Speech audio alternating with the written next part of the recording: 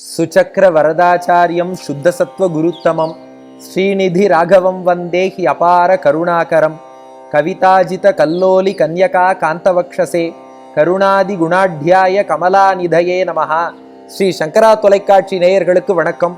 புன்னகை ராமாயணம் பாலஸ்பந்தம் 26வது ஸ்லோகத்தை இன்றைய தினம் நாம் அனுபவிக்க உள்ளோம். இப்போ அந்த காட்சி என்னன்னு பார்த்துடுவோம். ஏன்னா நீங்கள்லாம் உங்கள் இல்லத்திலும் உள்ளத்திலும் எழுந்தருளி இருக்கும் சீதாராமர்கள் முன்பு ஸ்லோகத்தை விண்ணப்பிக்க தயார் நிலையில் இருக்கிறீர்கள். இப்ப என்ன காட்சிங்கிறத மனதில் அப்படியே பார்த்து விட்டால் அப்படியே அதை அனுபவித்து ஸ்லோகத்தை சீதாராமர்கள் முன்பு நாம் விண்ணப்பிக்கலாம். இப்போ காட்சி, மிதிலைக்குள்ளே விஸ்வாமித்திரர் ராமலக்ஷ்மணர்களை அழைத்து கொண்டு வந்து விட்டார். ஜனகன் அவர்களை வரவேற்றார். ஜனகனுடைய குலகுருவான சதானந்தர் அவரும் அவர்களை வரவேற்கிறார். அப்போ ஜனகனுடைய குருவான சதானந்தர் விஸ்வாமித்திரரோடு உரையாடுகிறார். உரையாடல் வடிவிலேயே இந்த ஸ்லோகம் உள்ளது. அந்த ஜனகரின் குலகுருவான சதானந்தருக்கும் விஸ்வாமித்திரருக்கும் இடையே நடைபெற்ற அந்த உரையாடல், அந்த உரையாடலை கேட்டு ராமன் புன்னகை செய்கிறான். அந்த புன்னகையின் வர்ணனை தான் பாலஸ்பந்தத்தின் 26வது ஸ்லோகம். ஸ்லோகத்தை செவிச்சுடுவோமா?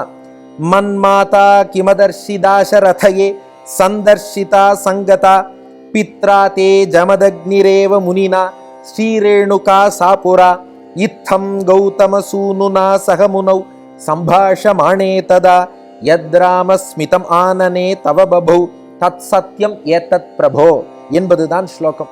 இப்போ சதானந்தர் ஜனகனுடைய புரோகிதர். அவர் யார் என்பதை முன்பே பார்த்தோம் அல்லவா? அகல்யாவுக்கும் கௌதமருக்கும் பிறந்த மகன்தான் இந்த சதானந்தர். அப்போ சதானந்தர் என்ன பண்றாராம், ராமன் மிதிலைக்குள் வந்ததை பார்த்ததுமே விஸ்வாமித்திரரிடம் சதானந்தர் கேட்கிறாராம், மன் மாதா கிமதர்ஷி தாசரதையே, என் தாயை நீங்கள் ராமனுக்கு காட்டினீர்களா? என் தாய் ராமனுக்கு காட்டப்பட்டாளா என்று கேட்டாராம் சதானந்தர். அதுக்கு விஸ்வாமித்திரர் பதில் சொல்றார், காட்டப்படுவது என்ன, உங்க அம்மா சாப விமோச்சனமே பெற்று உன் தந்தையோடு உன் தாய் சேர்ந்து விட்டாள் என்ற செய்தியை சதானந்தருக்கு விஸ்வாமித்திரர் சொல்றார். சந்தர்ஷிதா சங்கதா, நன்றாக பார்க்கப்பட்டாள். அது மட்டும் இல்ல, அவள் சேர்ந்து விட்டாள். எதை போலன்னா, பித்ரா தே ஜமதக்னிரேவ முனினா ஸ்ரீரேணுகா சாபுரா, ரேணுகா தேவி ஜமதக்னி முனிவரோடு எப்படி சேர்ந்தாளோ அது போல் சேர்ந்து விட்டாள்னார். இது எதுக்கு ஜமதக்னி ரேணுகாவெல்லாம் இங்க கொண்டு வரணும்னா, கிட்டத்தட்ட இதே போன்ற சரித்திரம். என்னன்னா, ஜமதக்னி முனிவருடைய மனைவிக்கு ரேணுகா தேவி என்று பெயர். அவள் ஒரு ஆற்றுக்கு தண்ணீர் கொண்டு வர சென்றாள். அப்போ ஒரு கந்தர்வன் அவன் மனைவியோடு ஆனந்தமாக இருப்பதை பார்த்துட்டு கொஞ்சம் லேசா அந்த பக்கம் மனசை விட்டுட்டா. இதை ஜமதக்னி முனிவர் அறிந்து கொண்டார். தன் மகன்களை எல்லாம் கூப்பிட்டார். இவ தப்பு பண்ணிட்டா, இவள் தலையை வெட்டுங்கள்னு மகன்களிடம் சொன்னார். மற்ற மகன்கள் எல்லாம் மறுத்து விட்டார்கள். கடைசி பையன் பரசுராமர்.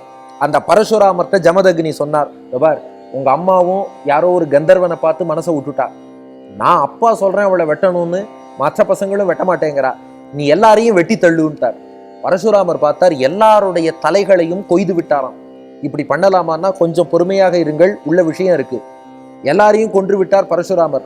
ஜமதக்னி பார்த்தார், ஏண்டா நீ மட்டும் அப்பா பேச்சுனா உடனே கேட்கறியே, எனக்கு ரொம்ப சந்தோஷம்.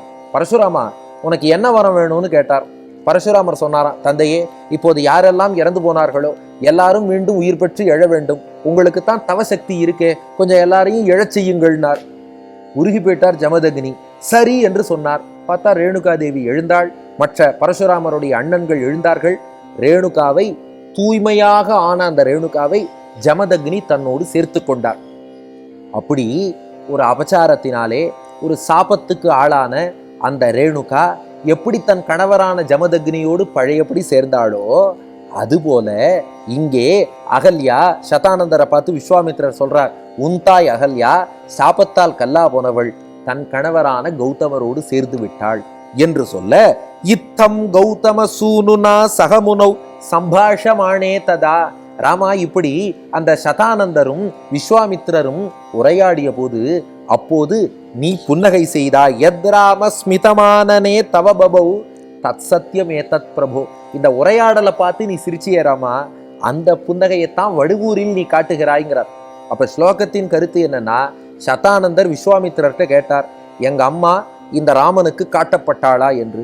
விஸ்வாமித்திரர் சொன்னார், காட்டப்படுவது மட்டும் இல்ல, ரேணுகா ஜமதக்னியோடு சேர்ந்தது போல் உங்க அம்மா கௌதமரோடு உன் தந்தையோடு சேர்ந்து விட்டாள்னு சொன்னார். இதை கேட்டு ராமன் சிரிக்கிறானாம். இந்த புன்னகைக்கு என்ன காரணம்னா, பெரிய காரணம் இருக்கே. பரசுராம அவதாரத்திலும் அவ்வாறு கணவனாலே சபிக்கும் நிலைக்கு ஆளாகப்பட்ட அந்த பெண்ணை, ரேணுகாவை, கணவனோடு சேர்த்து வச்சுட்டார். இப்போ அப்படியே ரிப்பீட் போல ராமாவதாரத்திலும் அகல்யா கணவனின் சாபத்துக்கு ஆளானாள், மீண்டும் கணவனோடு சேர்த்து வச்சுட்டார். இந்த பழமொழி சொல்றாளே, வரலாற்று சம்பவங்கள்லாம் மீண்டும் நடக்கும், ஹிஸ்டரி ரிப்பீட்ஸ் இட் செல்ஃப்னு சொல்றா. நம்ம அவதாரத்திலும் அதே போல் நடக்கிறதே. பரசுராம அவதாரத்தில் அங்கே ரேணுகாவை ஜமதக்னியோடு சேர்த்து வைத்தோம். ராமாவதாரத்தில் அகல்யாவை கௌதமரோடு சேர்த்து வச்சோம். ஆக மொத்தம் 2 அவதாரத்திலையும் நடந்துடுத்தே என்று அதை எண்ணி ராமன் புன்னகை செய்திருக்கிறான். இது புன்னகைக்கான காரணம். அடுத்து இந்த புன்னகை நமக்கு தெரிவிக்கக்கூடிய செய்தி என்ன அப்படின்னா, பெருமாளுடைய அருள் நமக்கு இருந்தால் பாபம் சாபம் இது எல்லாமே நமக்கு நீங்கிவிடும். அதுதான். ஏன்னா பாபத்துக்கும் சாபத்துக்கும் ஒரு வித்தியாசம் முன்பே சொன்னேன் அல்லவா. பாபம்னா பிராயஷ்சித்தம் பண்ணா போயிடும், சாபம்ங்கிறது அனுபவிச்சே கழிக்க வேண்டியது. ஆனா பகவானுடைய திருவடி துகள் பட்டா அந்த சாபமும் கூட நீங்கி விடுகிறது. அதனாலதான் அகல்யா சாப விமோச்சனம் பெற்றாள், கௌதமரோடு சேர்ந்தாள். அது போலத்தான் பெருமாளுடைய ஒரு ஆவேசம் கொண்டவர் பரசுராமர். ராமனை போல முழு அவதாரம் கிடையாது, ஒரு ஆவேச அவதாரம். அவருடைய அனுகிரகம், அதன் விளைவு பாருங்கள். அந்த ரேணுகாவும் தன்னுடைய கணவரான ஜமதக்னியோடு சேர்ந்துட்டார்.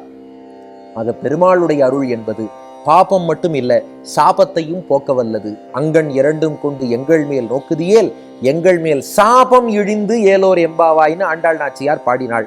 அதை உணர்த்துகிறது இந்த புன்னகை. 3வது, இந்த புன்னகையை ரசிச்சா என்ன பலன்? வாங்கோ புன்னகை ராமனை வழிபட்டு ஸ்லோகத்தை சொல்லிட்டு பலன் என்னங்கிறதையும் பார்த்துடுவோம். மன்மாதா கிமதர்ஷி தாசரதயே சந்தர்ஷிதா சங்கதா பித்ரா தே ஜமதக்னிரேவ முனினா ஸ்ரீரேணுகா சாபுரா இத்தம் கௌதம சூனுனா சகமுனௌ சம்பாஷமானே ததா யத்ராம ஸ்மிதமானனே தவ பபௌ தத் சத்யம் ஏதத் பிரபோ என்று சொல்லி நாமும் புன்னகை ராமனை வழிபட்டால் பிரிந்த உறவுகள் ஒன்று சேரும். நம்ம வீட்டிலையும் ஏதாவது சொல்லுவோம் இல்லையா, நீண்ட கால உறவு அல்லது நண்பர்கள் பிரிந்திருக்கிறார்கள், அந்த பிரிந்த உறவு சேர வேண்டும் என்றால் இந்த ஸ்லோகத்தை சொல்லுவோம். புன்னகை ராமனையும் சீதையையும் வழிபடுவோம், கூடியிருந்து குளிர்வோம். இனி அடுத்த ஸ்லோகம் சில முனிவர்களுடைய வார்த்தை வரப்போகிறது. அதை கேட்டு ராமன் புன்னகை செய்ய போகிறான். என்ன பேசினார்கள், என்ன புன்னகை, அடுத்த பகுதியிலே காண்போம். நன்றி, வணக்கம்.